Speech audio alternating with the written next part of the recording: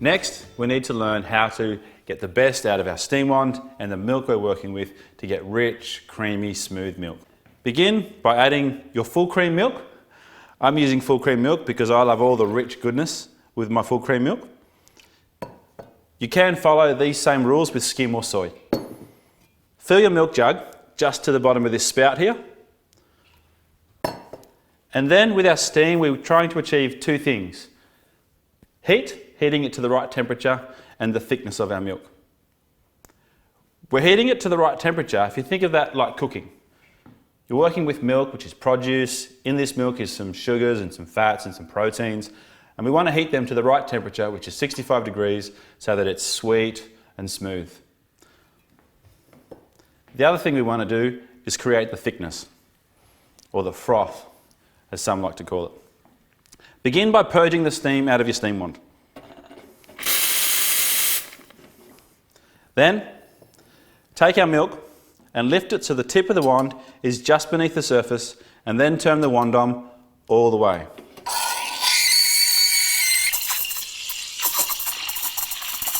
That sound you can hear, we call stretching or texturing. We're achieving that by holding the tip just beneath the surface.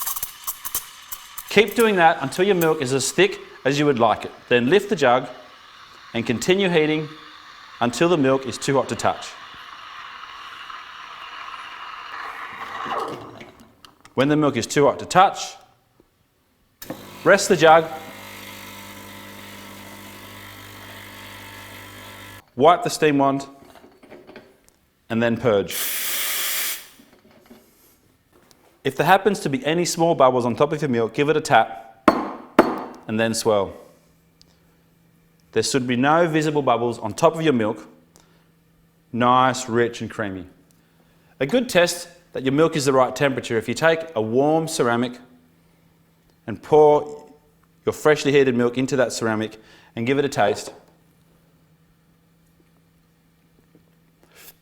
The taste of that milk should be hot but not burn. I've been making coffee now on my new Giotto for a while. Be sure to check your water reservoir.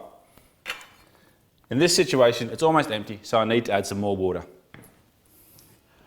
Ideally use a good filtered water.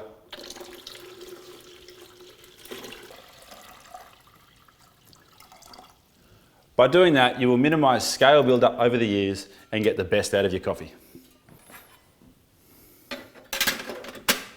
Now that we know how to make a beautiful espresso and texture rich, creamy milk, I'm now going to show you how to make a traditional Italian cappuccino. Step one, let's add the milk to our milk jug and pour an espresso. Now, I haven't used this grinder for a little while. So I have some coffee grinds in the dosing chamber and I have some coffee grinds in the chute. I need to grind the grinds in the chute through.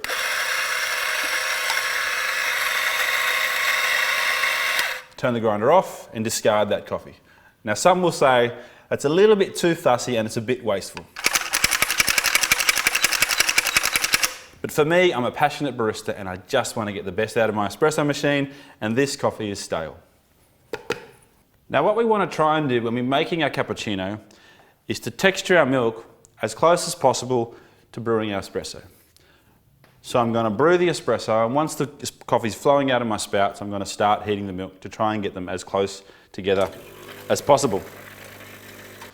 Now, a little trick you can use when making your cappuccino is to do what we call splitting. This is a barista technique. All we're using is another milk jug to split some of the milk off, and then we make the first cappuccino and then we split that milk back for the second, as you will see. When you're pouring, pour in the centre of your espresso, beginning nice and slow and slowly speeding up.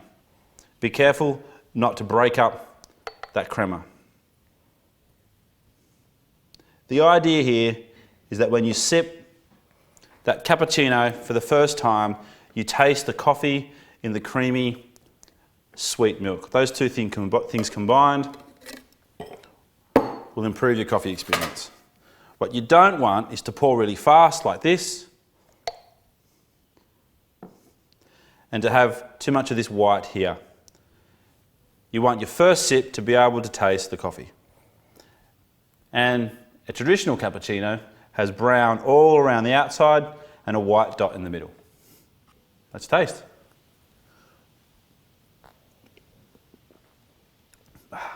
Yeah. I'm going to keep drinking that if that's all right.